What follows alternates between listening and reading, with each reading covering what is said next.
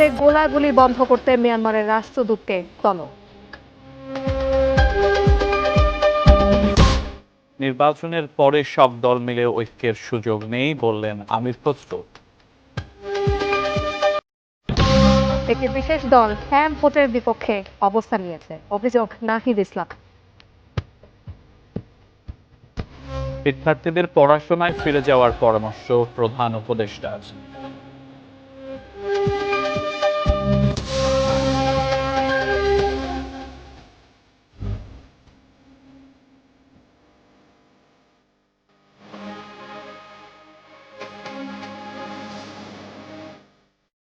দেখছেন ATN news সন্ধ্যা ৬টার prime নিউজে আপনাদের সবাইকে আমন্ত্রণ জানাচ্ছি। আমরা দুজন, আমি জান্নাতুন নাহার জাকিয়া এবং সাথে আছে আমি সিয়াম রেজওয়ান। এতক্ষণ নাসির সিনটেক্স অ্যালুমিনিয়ামের সৌজন্যে সংবাদ শিরোনামগুলো শুনছিলেন।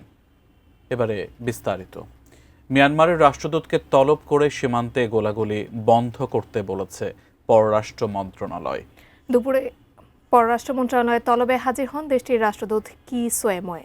গত রোববার কক্সবাজারের টেকনাফে মিয়ানমার থেকে ছোঁড়া গুলিতে এক শিশু গুরুতর আহত হওয়ার ঘটনায় বাংলাদেশ গভীর উদ্বেগ ও ক্ষোভ জানায়। বাংলাদেশের পক্ষ থেকে সাম্প্রতিক ঘটনার সম্পূর্ণ দায় মিয়ানমারকে নিতে বলা হয়। মিয়ানমারের রাষ্ট্রদূত জানান, পরিস্থিতি নিয়ন্ত্রণে তার সরকার উদ্যোগ নেবে।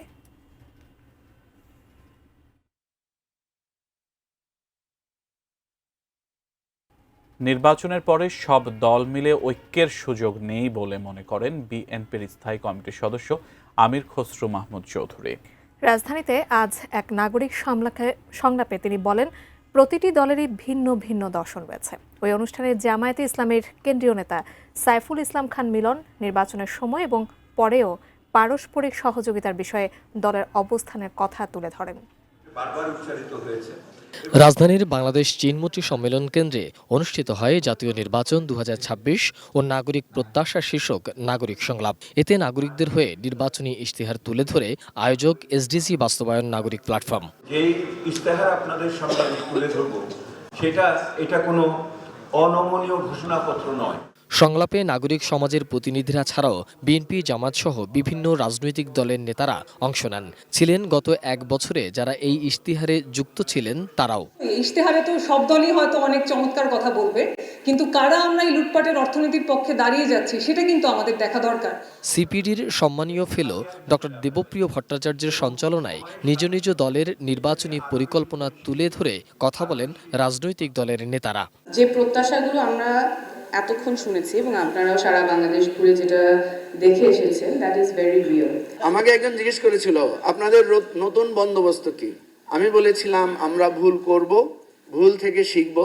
২০০০ টাকায় যদি তোমার ভোট তুমি বিক্রি করো, আগামী ৫ বছর ধরে তোমার কাছ থেকে ২০০ কোটি টাকা সেই এস্টাবলিশমেন্টের পকেটে যাবে বিভিন্নভাবে। সংলাপে জামায়াত নেতা দুর্নীতির বিরুদ্ধে তার দলের অবস্থান তুলে ধরেন। বিএনপির স্থায়ী কমিটির সদস্য আমির খসরু মাহমুদ চৌধুরী জোর দেন স্বচ্ছতা ও জবাবদিহিতা প্রতিষ্ঠায়। যারাই নির্বাচিত হয়ে আসেন তাদের সাথে বিরোধী দলের একটা সংলাপ হইতে হবে এবং পাবলিক একটা চুক্তি করতে হবে যে আমরা ৫টি বছর নির্বাচিত সরকারকে সুষ্ঠুভাবে কাজ করতে দিব, কোনো ডিস্টার্ব আমরা করব না।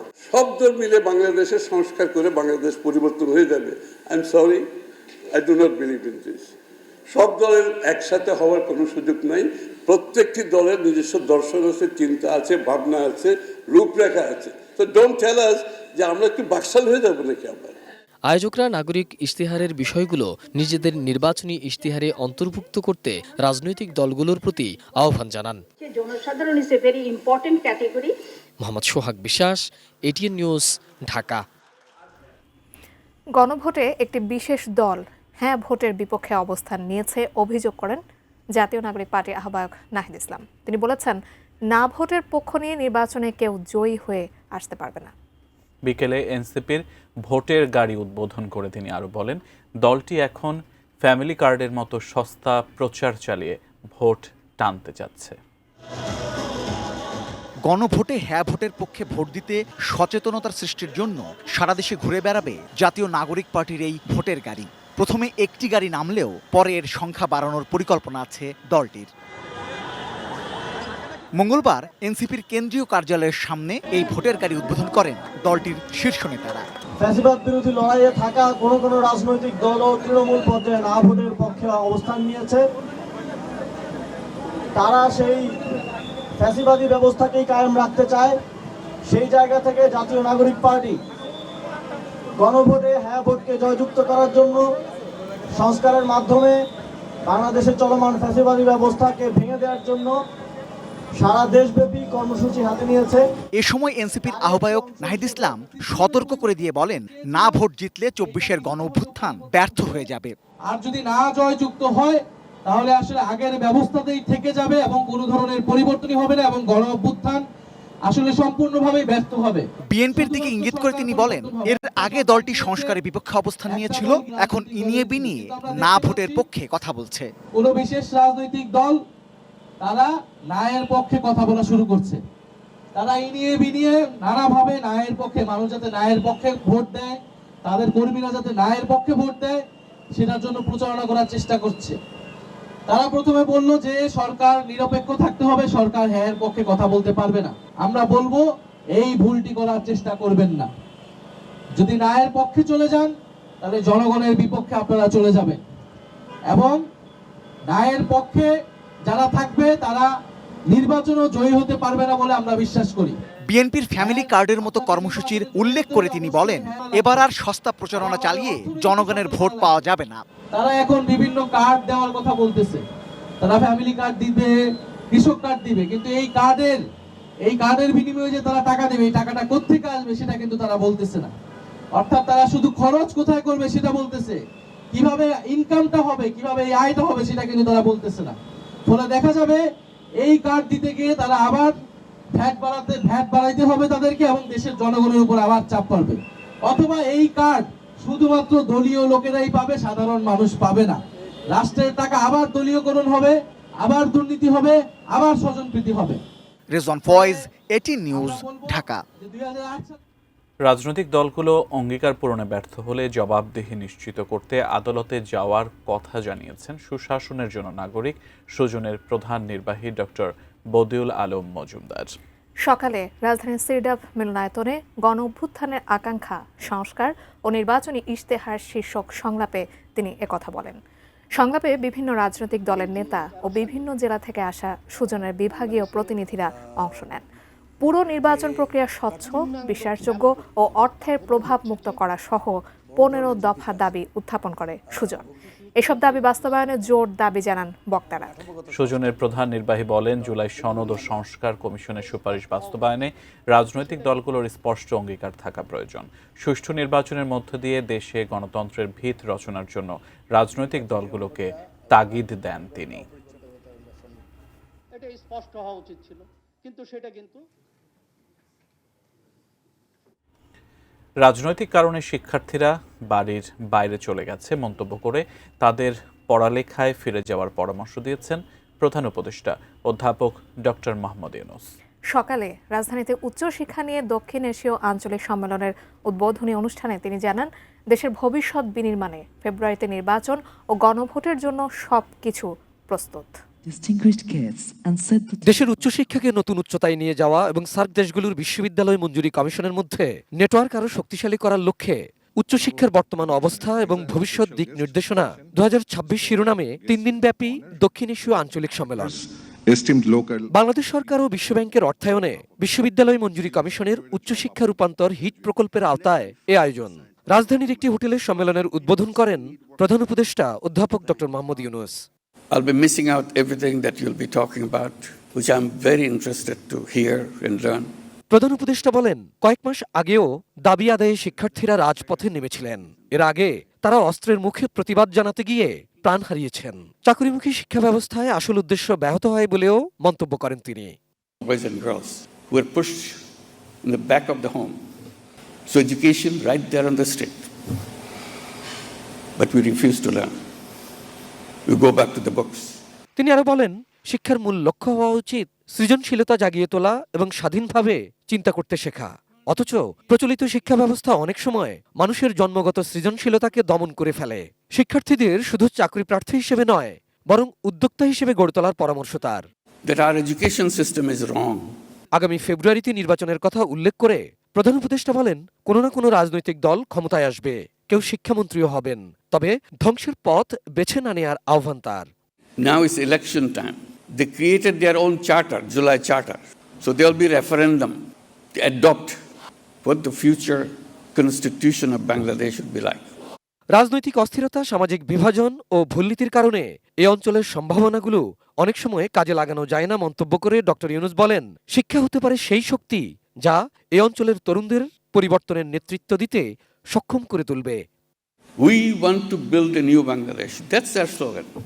Abul Kalam Azad, ATN News, Dhaka. বিএনপির স্থায়ী কমিটির সদস্য নজরুল ইসলাম খানের নেতৃত্বে 4 সদস্যের প্রতিনিধি দল সিইসির সঙ্গে বৈঠক করেছেন। ঠিক এই মুহূর্তে বিএনপির স্থায়ী কমিটির সদস্য নজরুল ইসলাম খান সাংবাদিকদের সাথে কথা বলছেন। আমরা সরাসরি সেই ব্রিফিংয়ে যুক্ত হচ্ছি। এই সময় কেন কমিশনের সিইসির মধ্যে শুধু রাজনীতির আসতেই পারে না, এই সময় আসার কোনো বিশেষ কোনো কারণ আছে? আমরাও খুব ব্যস্ত, জরুরি না হলে আসতাম না। প্রিয় সাংবাদিক বন্ধুগণ, ভাই ও বোনেরা, আসসালামু আলাইকুম।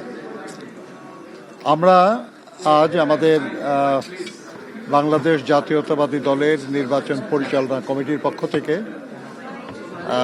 আমাদের 4 জন একটা প্রতিনিধি দল, এখানে আমাদের এই কমিটির প্রধান সমন্বয়কারী জনাব ইসমাইল জবিউল্লাহ সাহেব, আমাদের সম্মানিত সদস্য জনাব ডক্টর জকরিয়া সাহেব এবং আমাদের আইন সেবা কমিটির প্রধান এবং পরিচালনা কমিটির সদস্য ব্যারিস্টার রুহুল কুদ্দুস কাজল, আমরা এসেছিলাম। মাননীয় প্রধান নির্বাচন কমিশনার এবং কমিশনাররাও ছিলেন, সিনিয়র সচিব উনি উপস্থিত ছিলেন। আমরা কিছু বিষয়ে তাদেরকে আমাদের কথা বলেছি। যেসব বিষয় আমাদের আজকে আলোচনা হয়েছে তার অন্যতম ছিল যে আমাদের দল না শুধু, আরও অন্য দলেরও কিছু প্রার্থীর দ্বৈত নাগরিকত্ব নিয়ে কিছু সমস্যার সৃষ্টি হচ্ছে।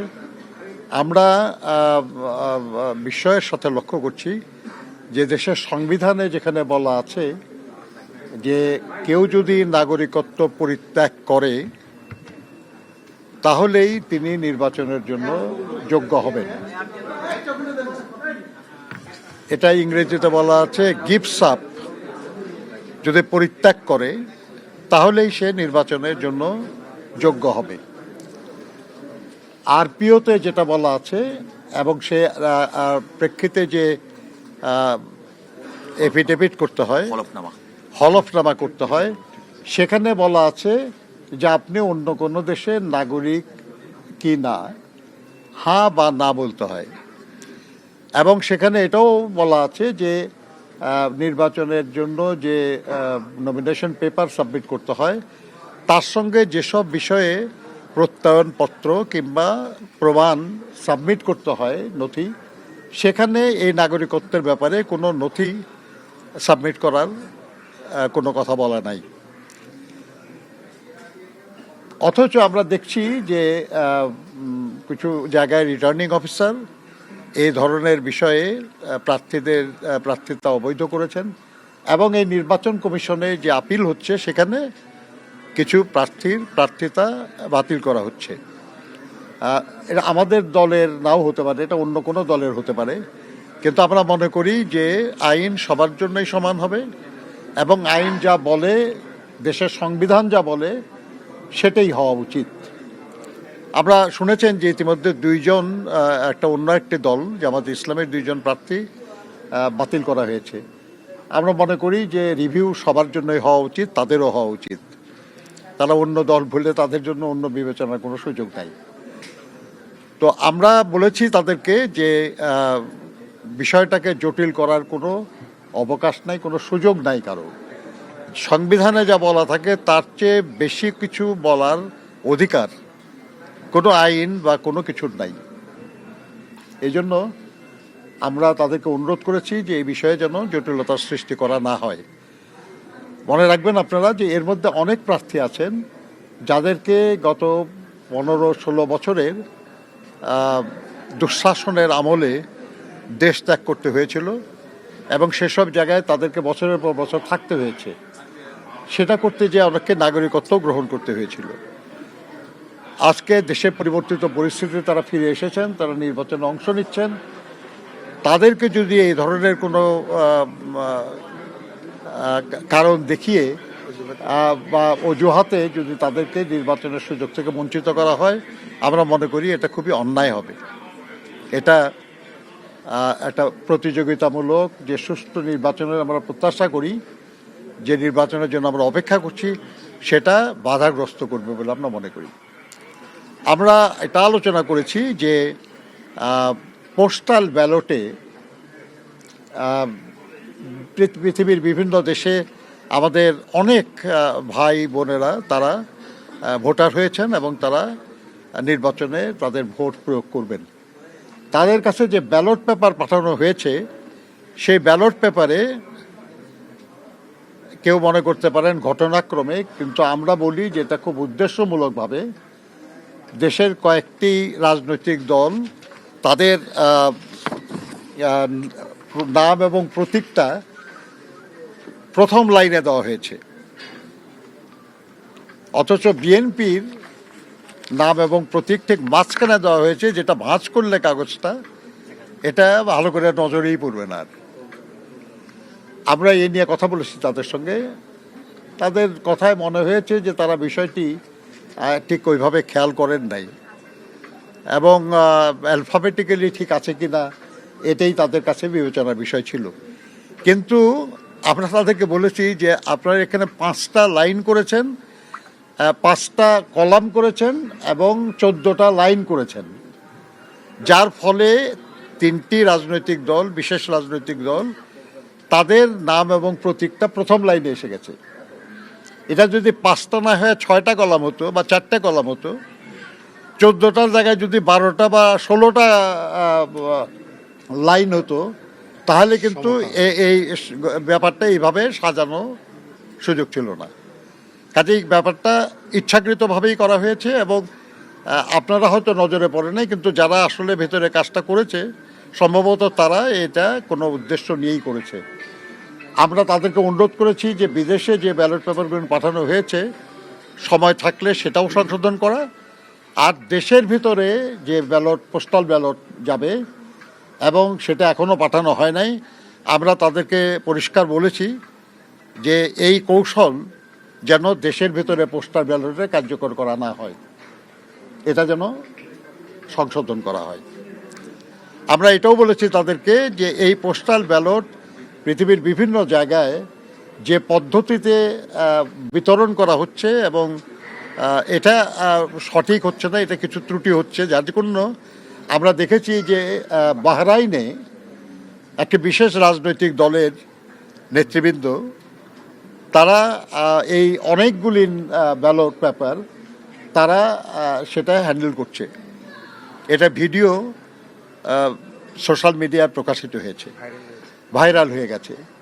তো ওনারা বললেন যে এটা তাদের নজরে এসছে এবং তারা বাহরাইনে রাষ্ট্রদূতের সঙ্গে যোগাযোগ করেছেন এবং সেখান থেকে যে রিপোর্ট বাহরাইনের গভর্নমেন্টের কাছ থেকে এসছে সেটা এটা স্বীকার করা হয়েছে যে হ্যাঁ এরকম একটা ঘটনা তারা জেনেছেন। কিন্তু এই ব্যাপারে আরও তদন্ত করে তারা রিপোর্ট দেবেন এবং সেই অনুযায়ী তারা ব্যবস্থা গ্রহণ করবেন।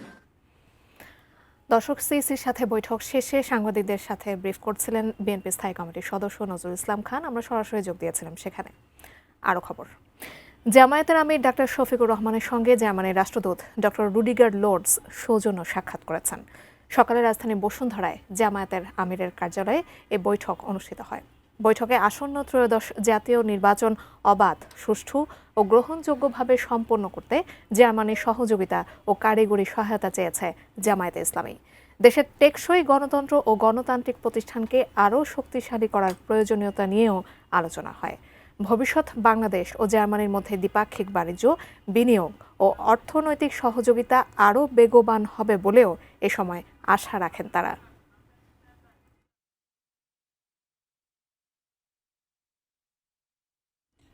সন্ধ্যা 6টার প্রাইম নিউজ দেখছেন, সময় হলো বাইজিদ স্টিল বিরতিতে যাবার। এরপর আরও যা থাকছে।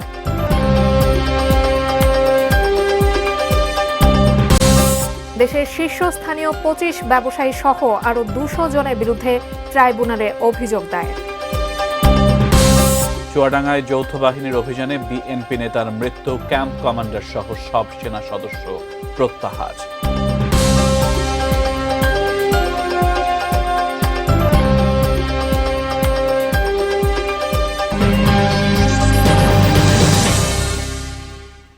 বিরতির পর আমন্ত্রণ, আপনারা সন্ধ্যা 6টার প্রাইম নিউজ দেখছেন। জানাবো আরো খবর। 24-এর গণ অভ্যুত্থান চলাকালে শেখ হাসিনার সঙ্গে বৈঠক করে আওয়ামী লীগ সরকারকে যে কোনো মূল্যে টিকিয়ে রাখার চেষ্টার অভিযোগে সালমান এফ রহমান সহ দেশের শীর্ষস্থানীয় 25 জন ব্যবসায়ী ও অজ্ঞাতনামা আরও 200 জনের বিরুদ্ধে আন্তর্জাতিক অপরাধ ট্রাইব্যুনালে অভিযোগ দায়ের করেছে বৈষম্য বিরোধী ছাত্র আন্দোলন। দুপুরে আন্তর্জাতিক অপরাধ ট্রাইব্যুনালের প্রসিকিউশনের কাছে এ অভিযোগ দায়ের করেন বৈষম্য বিরোধী ছাত্র আন্দোলনের নেতাকর্মীরা। পরে গণমাধ্যমে তারা অভিযোগ করেন, জাতীয় সংসদ নির্বাচন এবং গণভোট বানচালে বিপুল পরিমাণ অর্থ ব্যয় করার ষড়যন্ত্র করছেন পতিত স্বৈরাচারের দোসর ব্যবসায়ীরা। প্রসিকিউটর গাজী মনোয়ার হুসাইন তামিম বলেছেন, অভিযোগ খতিয়ে দেখে পরবর্তী আইনি ব্যবস্থা নিশ্চিত করা হবে। আমরা অভিযোগ করেছি চুয়াডাঙ্গার জীবননগরে যৌথ বাহিনীর অভিযানে বিএনপি নেতার মৃত্যুর ঘটনায় ক্যাম্প কমান্ডার ও অভিযানে অংশগ্রহণকারী সকল সেনা সদস্যকে প্রত্যাহার করা হয়েছে। আইএসপিআর জানিয়েছে, সঠিক কারণ উদ্ঘাটনে একটি উচ্চপদস্থ তদন্ত কমিটি গঠন করা হয়েছে। তদন্তে দোষী সাব্যস্ত ব্যক্তিদের বিরুদ্ধে সেনা আইন অনুযায়ী যথাযথ আইনানুগ ব্যবস্থা নেওয়া হবে। গতরাত 10:30টার দিকে জীবননগর পৌর এলাকায় বিশেষ অভিযান চালানোর সময় জীবননগর পৌর বিএনপির সাধারণ সম্পাদক শামসুজ্জামান ডাবলুকে তার ঔষধের ফার্মেসি থেকে তুলে নিয়ে উপজেলা বিএনপির অফিসে জিজ্ঞাসাবাদের জন্য নিয়ে গিয়ে মারধরের অভিযোগ করেছেন নেতাকর্মীরা। সেই সময় শামসুজ্জামান ডাবলু শারীরিকভাবে অসুস্থ হয়ে পড়লে যৌথ বাহিনীর সদস্যরা তাকে জীবননগর উপজেলা স্বাস্থ্য কমপ্লেক্সে নিয়ে যায়। এ সময় কর্তব্যরত চিকিৎসক তাকে মৃত ঘোষণা করেন।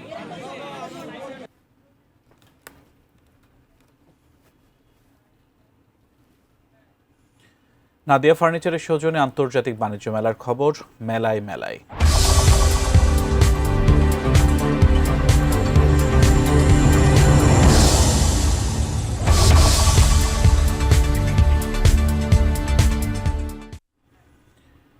বাণিজ্য মেলায় শীতের দাপট কিছুটা কমায় সমাগম বেড়েছে ক্রেতা দর্শনার্থীর। মেলায় আগত শিশুদের আকর্ষণের কেন্দ্রবিন্দু মিনি শিশু পার্ক। খুদে বাহিনীর হই হুল্লোড়, আনন্দ উল্লাসে উৎসাহ যোগাচ্ছেন অভিভাবকরাও। দর্শক, বিস্তারিত জানতে মেলা প্রাঙ্গণ থেকে সরাসরি যুক্ত হচ্ছেন আমাদের নারায়ণগঞ্জ প্রতিনিধি হাসান মজুমদার বাবলু। বাবলু, শিশুদের আগ্রহ সম্পর্কে আপনার কাছ থেকে জানতে চাই, শিশু মেলা সম্পর্কে এবং সামগ্রিক মেলা ঘুরে কেমন দেখতে পাচ্ছেন মেলার প্রস্তুতি? মেলায় ক্রেতা দর্শনার্থী ক্রমেই বাড়ছে, তবে তারপরও কিন্তু আজ মেলার 11 দিন।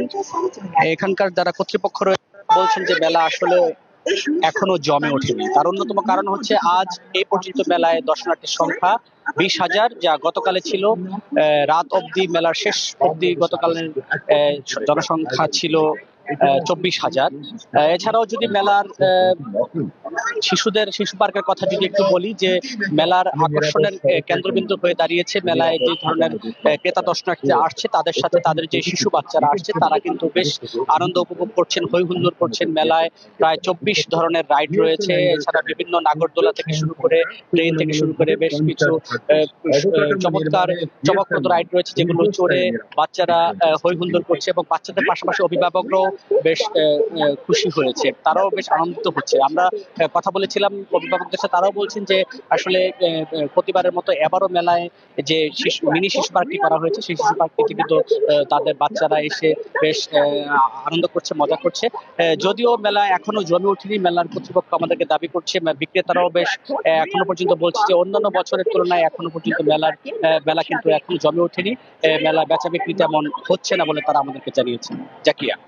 বাবলু, ধন্যবাদ আপনাকে। দর্শক, বাণিজ্য মেলা ঘুরে আমাদেরকে বিস্তারিত জানাচ্ছিলেন আমাদের নারায়ণগঞ্জ প্রতিনিধি হাসান মজুমদার বাবলু। প্রাইম নিউজ থেকে আবারও বিরতিতে যাচ্ছে, সঙ্গেই থাকুন।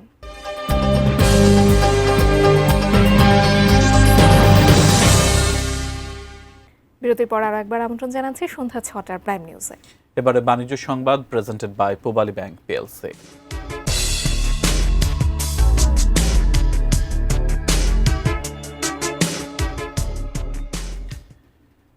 তীব্র জ্বালানি সংকটে রেস্তোরাঁ খাত। এলপিজি সংকট এবং মূল্যবৃদ্ধির কারণে ব্যয় অস্বাভাবিকভাবে বাড়ছে। সিন্ডিকেটের কবল থেকে এলপিজিকে মুক্ত করা না গেলে রেস্তোরাঁ ব্যবসা টিকিয়ে রাখা সম্ভব নয় বলে জানিয়েছে বাংলাদেশ রেস্তোরাঁ মালিক সমিতি। সকালে ডিআরইউতে সংবাদ সম্মেলনে সমিতির মহাসচিব ইমরান হাসান অভিযোগ করেন, ট্রেড ইউনিয়নের নামে রেস্তোরাঁ মালিকদের হয়রানি করা হচ্ছে। মূল্যস্ফীতি এবং দ্রব্যমূল্য বৃদ্ধির কারণে ব্যবসা টিকিয়ে রাখা কঠিন হচ্ছে তাদের পক্ষে। নিয়ম বহির্ভূত স্ট্রিট ফুড নিয়ন্ত্রণের দাবি তুলে তিনি জানান, রেস্তোরাঁ খাতে নীরব চাঁদাবাজি চলছে, যার প্রভাব গিয়ে পড়ছে খাবারের দামে। কর্পোরেট ব্যবসায়ীরা রেস্তোরাঁ খাতকে ঝুঁকির মুখে ফেলছে বলেও অভিযোগ করেন ইমরান হাসান।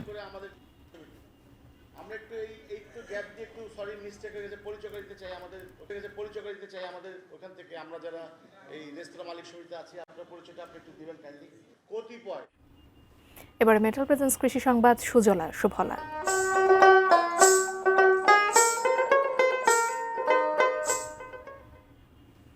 শশা চাষে ভাগ্য বদলে গেছে ধামরাইয়ের কৃষক আবুল কালামের। মাত্র 2 মাসেই বাম্পার ফলনের মুখ দেখেছেন তিনি। ধামরাইয়ের চর সঙ্গুর গ্রামের কৃষক আবুল কালামের দোচালা ঘরের আদলে তৈরি মাচায় থোকায় থোকায় ঝুলে আছে শশা।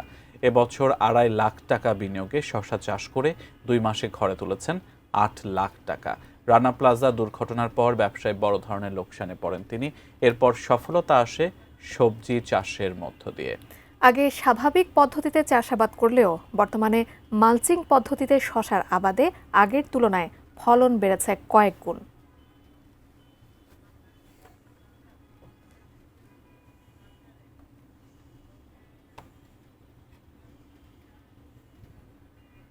দর্শক, এ ছিল সন্ধ্যা 6টার প্রাইম নিউজ থেকে সর্বশেষ। এতক্ষণ সাথে থাকার জন্য ধন্যবাদ সবাইকে।